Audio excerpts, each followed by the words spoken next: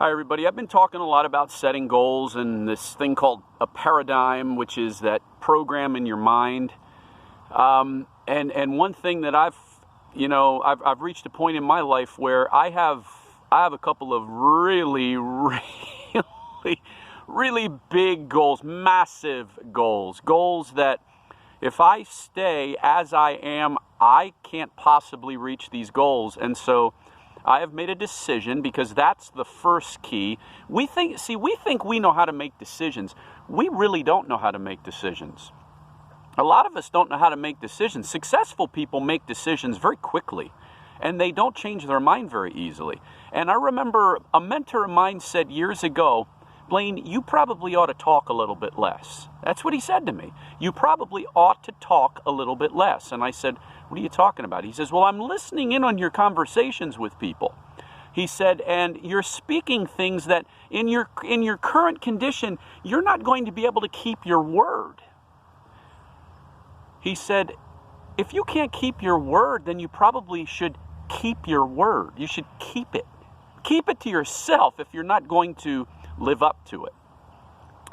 And it's very difficult from the old paradigm, because I came across, I wanted people to just like me. I wanted people to just, yeah, he's pretty good dude, And so I would say things that I would think they would want to hear, so they would like me, so they would receive me or accept me. Because quite frankly, I don't like rejection. Do you know the whole Bible, the whole first 38 books in your canonized Bible is about rejection? It's about the rejection from the Israelites to Yah, or God, as the secular, common name is for the Creator. The reality of it is I didn't like to be rejected. So I would say things, I would do things just so people would like me.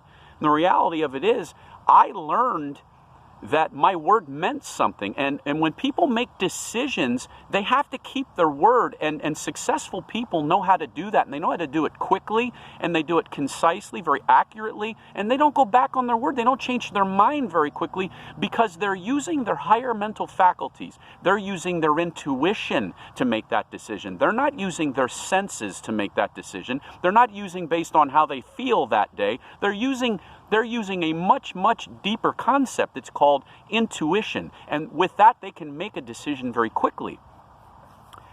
So I got to this place where I started to, see these goals, and I'm like, man, these are massive goals. I've got to change.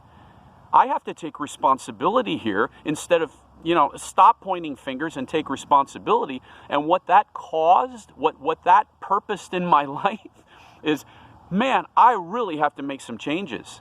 I have to take a look at the core depth of the man. As James Allen says, the circumstances don't make the man.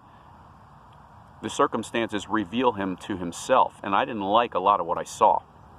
I wasn't able to make decisions. I was wishy-washy, as a mentor used to tell me. You're very wishy-washy.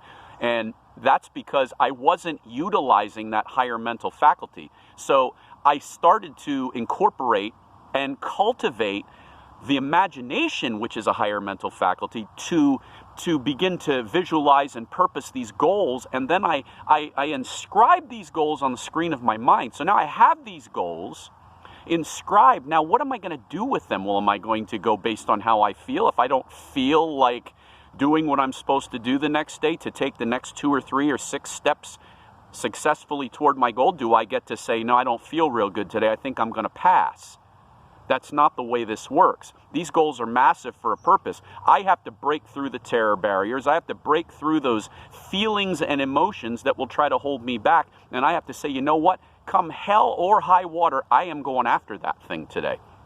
I am going to be a man of my word. I'm going to make a decision and I'm going to hold to it. Why? Because I'm incorporating these higher mental faculties. So that goal over there has now become one with me, because it is now inscribed here. Now I have to do whatever I can do to utilize these higher mental faculties, because that's what they're there for. They're there for creation. They're there for the building and the purposing of what has been inscribed in you in the earth, so that you can help and serve others and make this place a better place. Woo! man, oh man, the goals are big, and they're supposed to be.